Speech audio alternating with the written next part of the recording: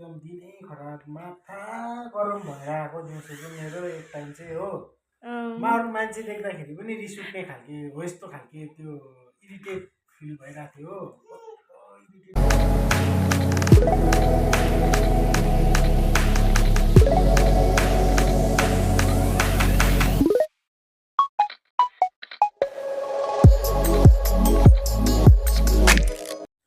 Hello स्वागत छ तपाईहरुलाई हाम्रो च्यानल सिटी ब्लगमा र आजको दिन चाहिँ स्टार्ट भइसकेको छ।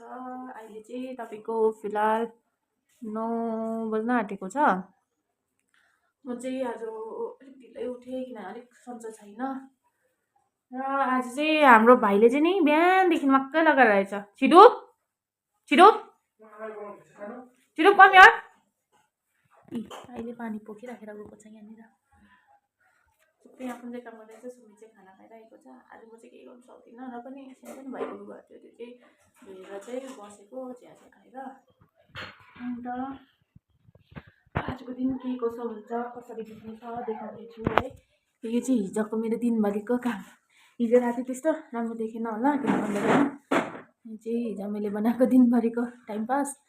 अन्त नानीले के बनाउनु दिँदैन त गरे गर्छ बिगारेकै गर्छ। त्यसमा हिजो झुन्डिरहेको थियो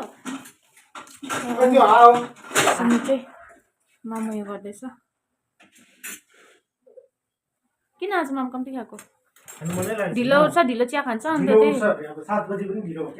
ढिलो उयो गर्छ क्या अनि त्यही भएर मामा बुझ्दैन।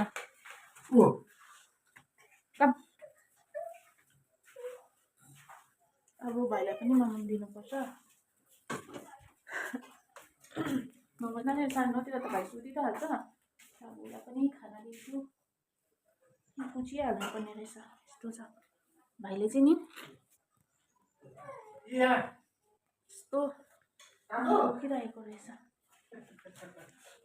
बुझ्नु मलाई उयो मारिदिनु नि उयो मारिदिनु नि भाइले पानी पोखिरहेको रहेछ। आज कस्तो डरलाग्दो पानी परेको आज राति के हिजो दिउँसैदेखि त पानी परेको बेलुका पनि पानी परेको। दिन त कस्तो हरेसी लाग्दो भइरहेछ धुम्मै खालको जाडो न जाडो। आज पुरा जाडो छ त्यही भएर स्वेटरहरू लगाइदिएको। बिहानदेखि दङ्गाइरहेको छ जब सन्चो हुँदैन त्यही दिन चाहिँ दङ्गाउँछ। यति बेसी दङ्गाउँछ क्या हाम्रो भाइले। हेरौँ अहिले के कसो हुन्छ। नानीलाई खाना दिइहाल्छु। अब नानी चाहिँ एकछिन तल त्यो उसको निप्पलको बिर्को झारेछ कि अन्त त्यही लिनु गइरहेको छ। नानी नभएको बेलामा चाहिँ नि डस्टबिनको मैलाहरू यहाँ राख्छ नि त डस्टबिनको मैलाहरू निकालेर चाहिँ नि रेडी गरिराख्नुपर्छ किनभने गार्बेजको गाडी आउँछ नि त आज। अन्त त्यो चाहिँ सबै एकै जग्गा बनाइराख्नुपर्छ सजिलो पर्छ किनभने नानी सुतेकै टाइममा चाहिँ आउँछ नि त गार्बेजको गाडी। आज चाहिँ अस्ति मैले यहाँ मैला निकालेर त्योभित्र बेसी भएन। एक हप्तामा यति बेसी मैला थुप्रिन्छ हौ आमा यस्तो बेसी थुप्रिन्छ।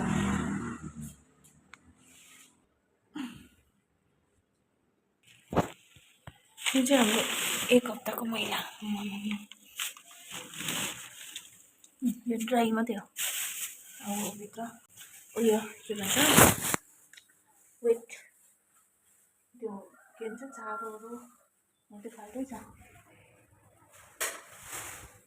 के बेसी चाहिँ मैला पनि निस्किन सकेको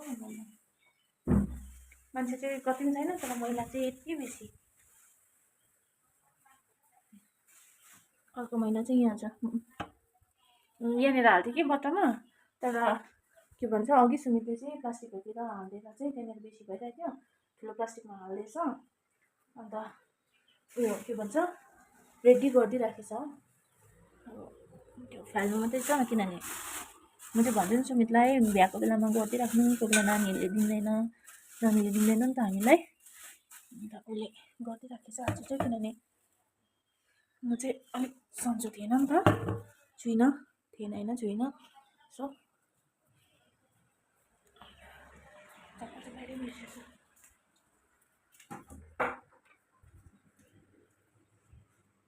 अहिले चाहिँ सबै सकेर खानाहरू खाइसकेर नानीलाई दिइसकेर भाइलाई चाहिँ सुताइरहेछ अहिले हो। अन्त त्यही भएर अलिक सानो बोल्दैछु। अन्त मेरो चाहिँ यहाँनिरको चाहिँ अलिकति सामानहरू मिलाउनु पर्ने छ। यस्तो उयो भइरहेछ।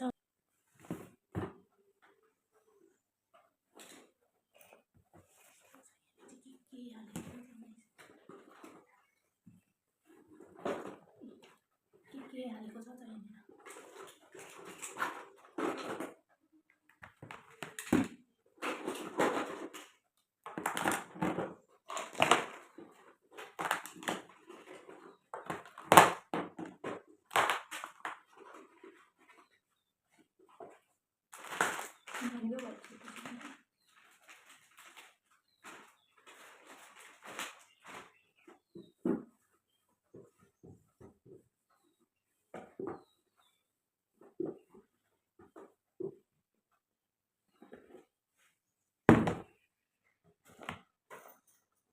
यो चाहिँ मेरो सामान राख्ने मात्रै हो। मेरो अर्कै थियो, बहिनीले चाहिँ मन पराएर चाहिँ लग्यो। अन्त यो चाहिँ म अहिले सुमितको ब्याग युज गर्दैछु। अन्त यहाँ चाहिँ मेरो खासमा यो मेकअपको सामानहरू राख्ने मात्रै थियो। सबै के भन्नु, म त त्यस्तो बेसी केही युज गर्दिनँ। अब क्रिमहरू राख्ने सामान भइहाल्यो। एकछिन राख्छु।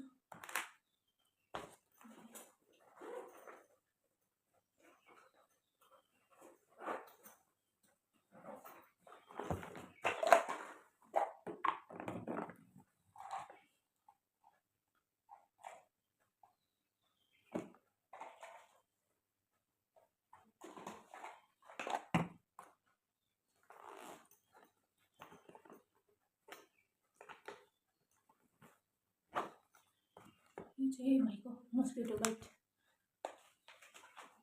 यो चाहिँ लुगामा लाउने, यो चाहिँ जेल हातखुट्टामा लाउने। यो भाइको आइसक्रिम, यो लोसन, यो चाहिँ फेस क्रिम। म चाहिँ भाइलाई सिगामेटको चाहिँ युज गर्छु। सिगामेटको चाहिँ उसलाई सानैदेखि युज गरेको। तर सिगामेटको प्रडक्ट चाहिँ नि महँगो रहेछ गाइस, पुरा महँगो। म चाहिँ यति युज गर्छु। सिगामेटको पनि सिगामेटको रेस्ट क्रिम पनि युज गर्थेँ कि उसको लागि। तर रेस्ट क्रिमले चाहिँ फापेन उसलाई। अन्त रेस्ट क्रिम चाहिँ म उयसको डाइपर रेस्ट क्रिम चाहिँ उयो लाउँछु, हिमालयनको। त्यति बेसी युज त पर्दैन। यो चाहिँ उसको बाउले सकिदिएको, सुमितले सकिदिएको। उसको पनि ब्रासेस बेसी हुन्छ नि त कि, अन्त त्यही भएर उसले युज गरेरै सक्यो। भाइले युज नगरिकन उसले नै सकिदियो। शीतल हुन्छ अरे उसले चाहिँ उसलाई, त्यही भएर उसले नि युज गरेर सकिदियो। के हो भाइको लागि म त्यस्तो युज गर्दिनँ। अन्त यो चाहिँ उसको नाक बन्द हुँदा लाउने बेबी हक्सको लिएको थियो बाम। अन्त यसले पनि पुरा काम गर्दो रहेछ। के हो मेन भाइको चाहिँ सामान यो पुस्नुपर्ने चाहिँ यस्तो भइरहेछ। नानीहरूलाई पाउडर चाहिँ युज नगर्नु रहेछ। पाउडर जसको पनि सानो नानी हुन्छ नि, उहाँहरूले चाहिँ नानीको लागि चाहिँ पाउडर नकिन्दा पनि हुन्छ। पाउडरको काम चाहिँ मैले देखिनँ नानीहरूलाई। त्यो के भन्छ, घमौरा आउँदाखेरि चाहिँ हल्का उयो हुन्छ कि, तर पनि त्यो पसिनाले त्यही पाउडर ल्याएको हुन्छ, त्यहाँदेखि त्यसले नै ऱ्यास भएको जस्तो लाग्यो म चाहिँ। अन्त अहिलेसम्म चाहिँ पाउडर चाहिँ नानीको लागि चाहिँ अभोइड नै गर्छु। यहाँ चाहिँ नानीको मात्रै राख्छु म सामान। तर उसको बाउले के हालिदिन्छ दबाई।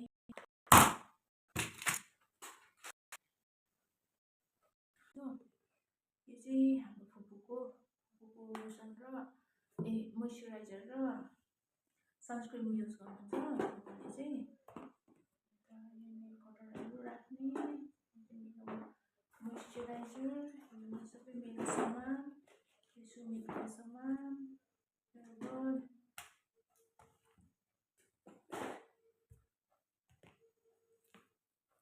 यस्तोहरू राख्छ।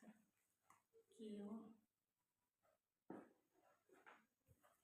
यो मेरो सामान पनि।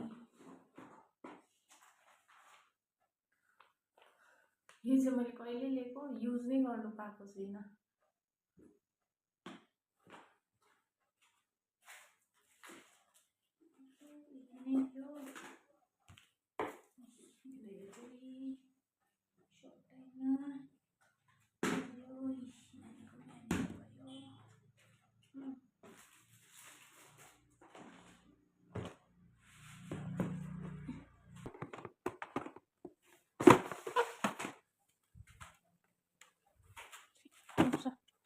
सजिलो हुन्छ नि त बोजूलाई यो क्रिमहरू खोज्नु। युजलेस चाहिँ यति निस्क्यो। अब अहिले के हुन्छ कसो हुन्छ अहिले हेर्दै जाउँ। बोजू चाहिँ नुहाउनु बसिरहेको छ। आज केही गर्नु मन छैन किनभने सन्चो नै छुइनँ गाइस। अहिले भेटौँ न है दिउँसो के हुँदो रहेछ। 6.5 hours later. अहिले चाहिँ सुमित पनि आइरहेको छ। सुमित पुग्यो आज छिटै आयो। के हो तिनजनाको मिटिङ छ क्या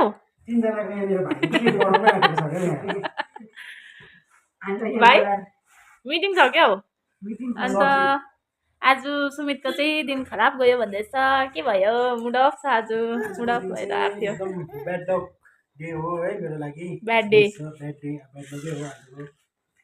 के कुरा हो के कुरामा ब्याड लक भयो त्यो त भन्न सक्दिनँ है। तर भए पनि अब कतिवटा कुरा आउँछ है त्यसले गर्दाखेरि एकदम आजको दिनै खराब भयो। एकदम दिनै खराब माथा गरम भएर आएको दिउँसो मेरो एक टाइम चाहिँ हो। अरू मान्छे देख्दाखेरि पनि रिस उठ्ने खालके हो यस्तो खालके त्यो इरिटेट फिल भइरहेको थियो हो। इरिटेटिङ अरू मान्छेहरू देख्दाखेरि रिस मात्रै उठ्ने गाडीहरू देख्दा पनि रिस मात्रै उठ्ने त्यस्तो भइरहेको थियो। तर भए पनि आफूलाई माइन्ड कन्ट्रोल गरेर बसेँ। तर जे जस्तो होस् घर आएपछि मैले त्यो कुराहरू सबै बिर्सिन्छु है। त्यस्तो कुराहरू आउँदैन पनि त्यो जति उयो थियो है घर आएपछि म सब कुरा बिर्सिन्छु है। त्यो के भयो कसो भयो दिनमा हो। बाहिर हुँदाखेरि चाहिँ फेरि अब आएकै भइहाल्छ मुड हो। त्यही हो आजको दिन चाहिँ एकदमै खराब भयो है। फ्यामिली भनेको फ्यामिली हो नि त। फ्यामिली हो घर आएपछि म सबै कुरा बिर्सिन्छु त्यस्तो कुराहरू हो। बाहिर हुँदाखेरि चाहिँ पुरा भइरहेको थियो हो। दिमाग खराब माथा तात्तिने मात्रै तात्तिएको माथा बाजिम पनि हो। अलिकति त्यस्तै छ हो। के गर्नु गर्नै पर्यो आफ्नो काम हो। कामले नै हो अब हुनु त आफ्नै हाम्रो प्रोफेसनल लाइनमै अब। तर जानी बुझेको त्यो गल्ती चाहिँ होइन। जानी बुझी होइन अब यस्तो जानी बुझी गरेको भए आफूलाई होइन हुन्छ नि त सन्तोष मैले गल्ती गरेँ भनेर अब जानी नबुझी अब त्यसै गर्दा त कसलाई चाहिँ सेटिस्फाई हुन्छ र। ऊ बदमास चाहिँ यहाँसम्म छ नि त। ऊ चालेर माथि चढाउँदैछ। ऊ चाहिँ हतपत रिसाउने खालको मान्छे होइन नि त। रिसाउँदैन हतपत हामीहरूसँग पनि रिसायो भने एकछिन रिसाउँछ। तर आज उसले मलाई फोन गर्यो उसको रिस कहीँ पोख्न सकेन रहेछ कि मसँग कराइरहेको थियो। मलाई होइन छेउमा भएको भए चाहिँ मेरो एउटा गाली खान्थ्यो कि बाहिर त्यो फोनमा थियो अन्त केही भन्न सकेन। ल ल छोड्देऊ मात्रै भन्नु पाएँ हो। अब के हो त्यो चाहिँ भन्नु सक्दैन। आजको दिन चाहिँ एकदम नाइन्साफी अनजस्टिस जस्टिफाई नै छैन त्यो कुराहरू के गर्नु। त्यसलाई तन्काएर लानु पनि सक्दैन। झुक्नै पऱ्यो भने बाँच्नु पनि भएको छैन हो। बाँच्नु पनि सक्दैन हो। आफूले अब सानो बनाउनै पर्यो हो। तर आफू सानो हुँदामा केही हुँदैन हो। आउँछ त्यस्तो ऊ आफै बोल्यो हावाले त्यो तारिन्छ होला नि त। त्यस्तै हो गाइस अब माथि तल कोही बेला केही भइहाल्छ हो। त्यो तर जेसुकै होस् है मेरो घर आएपछि चाहिँ म सबै कुरा बिर्सिन्छु हो। है बाप छिरिया प गर्नु नि अन्त बाप प गर्दैन बाबा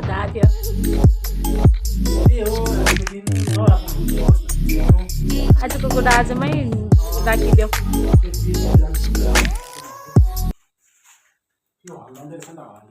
आजको दिन चाहिँ यसरी नै बित्यो। म चाहिँ सुतेरै बित्यो केही गर्न सकेन। आजको लागि चाहिँ यति नै। Bye bye C you next vlog.